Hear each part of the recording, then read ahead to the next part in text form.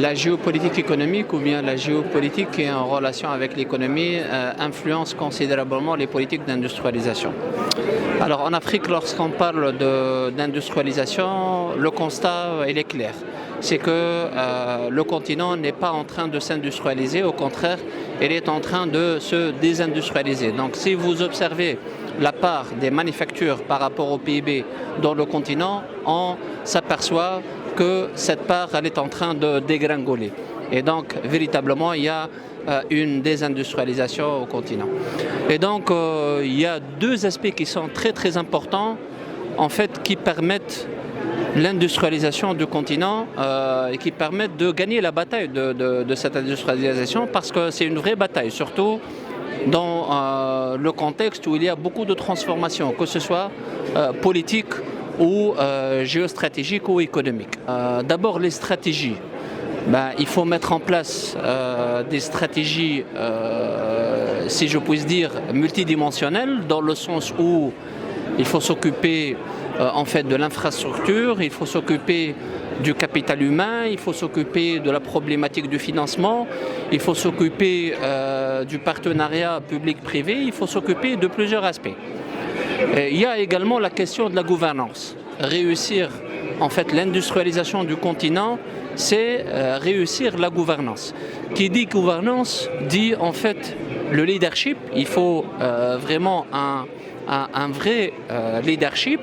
Il faut favoriser bien entendu le dialogue public-privé. Et la FITA déjà c'est un grand événement d'envergure internationale, une conférence internationale qui rassemble beaucoup de décideurs, beaucoup d'hommes politiques, beaucoup d'institutionnels. Et ça reste un plus dans le partage et dans l'échange sur le continent africain. Il est important d'agrandir son côté relationnel.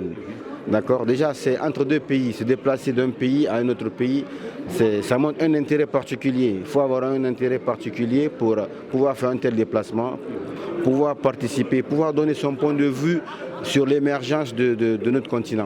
Il y a beaucoup d'opportunités. Déjà, moi, je suis venu présenter une opportunité. Je dois organiser un forum en septembre, le Forum pour la croissance inclusive en Afrique, qui va rassembler beaucoup de décideurs, beaucoup d'institutionnels. Nous cherchons à agrandir ce côté, nous cherchons à développer cette chaîne de valeur, nous cherchons à créer de la valeur ajoutée pour l'émergence de notre continent. Qui dit RDC dit toutes les matières premières du monde. Vous n'avez cité que celle-là. Nous avons la deuxième plus grande forêt au monde. Nous avons aujourd'hui des solutions pour les carbones. Et aujourd'hui, grâce notamment à tout ce que nous détenons, aujourd'hui nous partons, comme d'aucuns disent aujourd'hui, de la transformation ou de l'économie qui vit essentiellement de l'extraction de matières premières, mais nous voulons aller vers l'industrialisation de l'économie, notamment dans le domaine de batteries avec les lithium qu'on trouve au Katanga.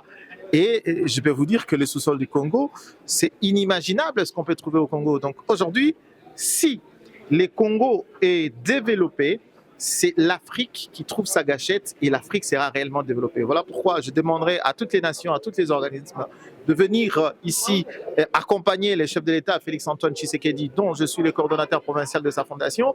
Donc c'est pour vous dire que l'économie congolaise va être transformée et c'est ce qui fait peur à tous ceux qui nous combattent injustement.